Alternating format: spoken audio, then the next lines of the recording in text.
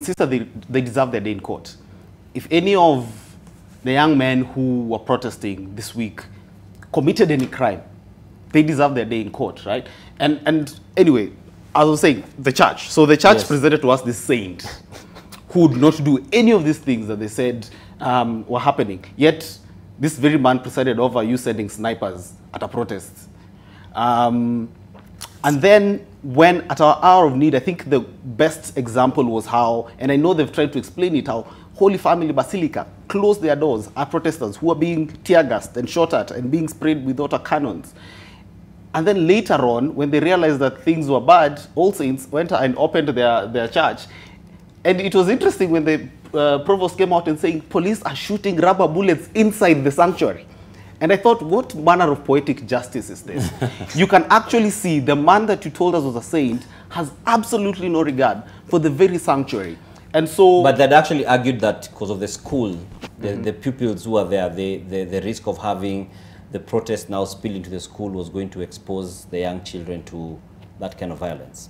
I mean, children don't learn inside the sanctuary. I mean, I go to All Saints. Children don't learn. The sanctuaries for prayer. There's the school right on the side. No, this is for Holy Family. We're talking about because it's the same. That was one of the the justifications that the provost gave. Yeah.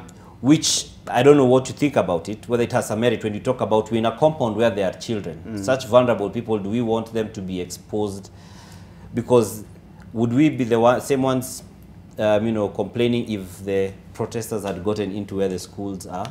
I mean, this is so let's say that happened. Then the other day you had the police shooting at medics inside the basilica. Yes.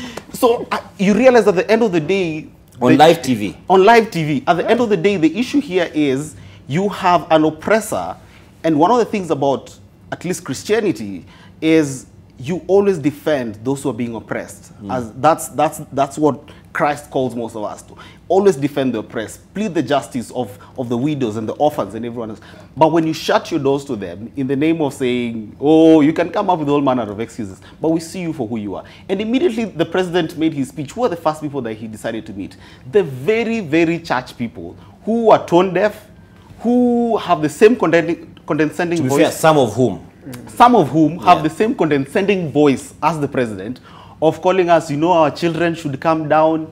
This is not the time for you to call us your children. This is the time for you to realize what issue are we, the sovereign, talking to our servants, including the president. So I think they are losing the script, and in my opinion, it's going to be a tough, after COVID, churches lost a lot of their members because members felt that the church did not know what to do when we are not going inside the sanctuary. And we are now also at a point where young people are feeling like a church that does not recognize a moment and does not see, most of the church leaders started talking after the fact, when they started saying this is wrong. And when people went to occupy churches on Sunday, it's when most of the leaders went and paraded young people in front of the church and said, let's pray for these young people. As if this was an issue of just young people that does not affect the church. And so as young people, we hope that one of the amendments that the president, if he's looking for ways to raise taxes, we hope that he can start taxing churches. Because churches are making, especially they are making a lot of money. We are paying 10%. We are happy. That is an amendment that as young people will greatly support, so that the church can also start feeling the pain that we are talking about as young people. Ken? I think there are a number of things. There are churches that are doing quite well.